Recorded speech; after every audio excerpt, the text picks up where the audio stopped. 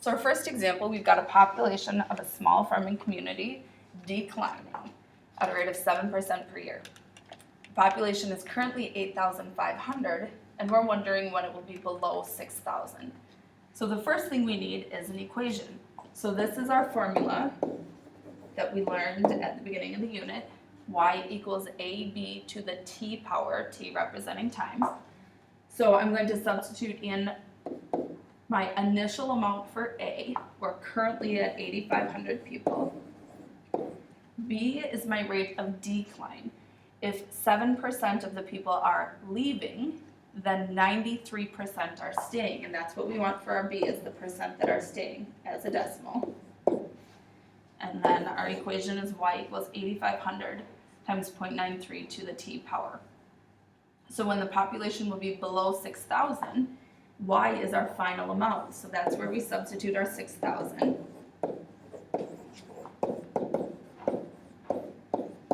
Now, when solving this, a common mistake that students make is multiplying the 8,500 by the 0.93. The reason that's a mistake is because order of operations says we need to raise 0.93 to the t power before we multiply by 8,500. So the correct way to solve is to divide both sides by 8,500. And in order to get an exact answer, I'm going to leave this in fraction form, canceling two of my zeros, just make it a little bit simpler. So I have 60/85 equals 0.93 to the t power.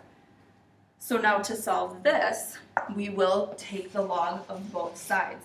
So instead of using the curly law and making log base 0.93, I'm just going to take log base 10 of both sides of the equation, and that way I don't have to use the change of base formula later. So now in order to solve this for t, I have to get t out of the exponent. So I'm going to use my power rule and make that t a coefficient. So now I've got log of 60/85 equals t times log of 0.93. So to solve for t, I will divide both sides by log of 0.93. And that will give us about 4.8 years.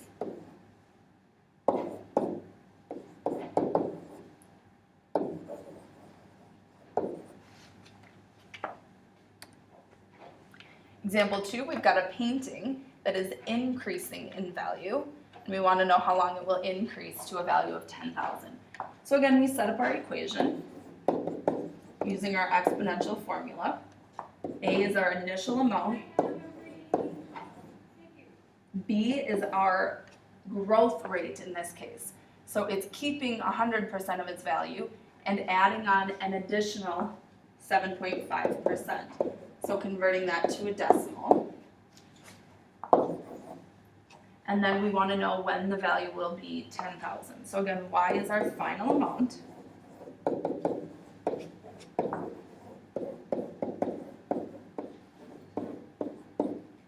And then again, dividing both sides by 3,500, I'm going to cancel two of those zeros again.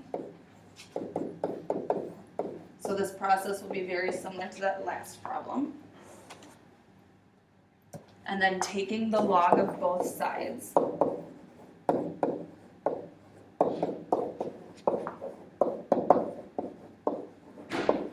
Using our power rule to bring that exponent as a coefficient.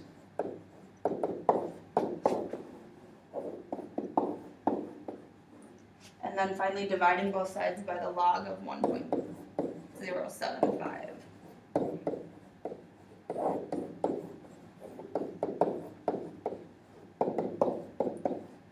And we get a value of approximately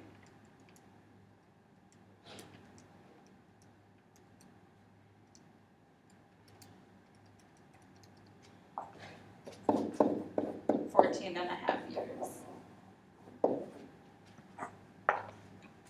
One more example. This time we have a log equation. So the equation for the pH of a hydrogen ion is given by that equation, that formula. So the concentration of a hydrogen is the A sub H plus. We want to know when the pH is 1, what is the concentration? So we substitute 1 for our pH.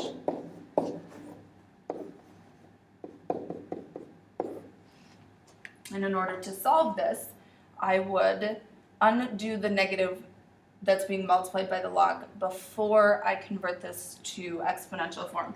So I would multiply both sides by -1 or divide both sides by -1.